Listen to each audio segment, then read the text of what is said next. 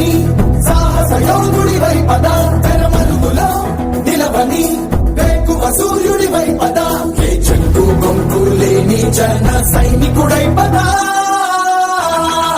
పద పద పద పద వెలుపుల పద ఆగగలం కుమరం అది నీ కరుపుల పద పద కోటి భక్తుల వెలుపుల పద ఈ సమయం గమనం అది నీ కరుపుల పద.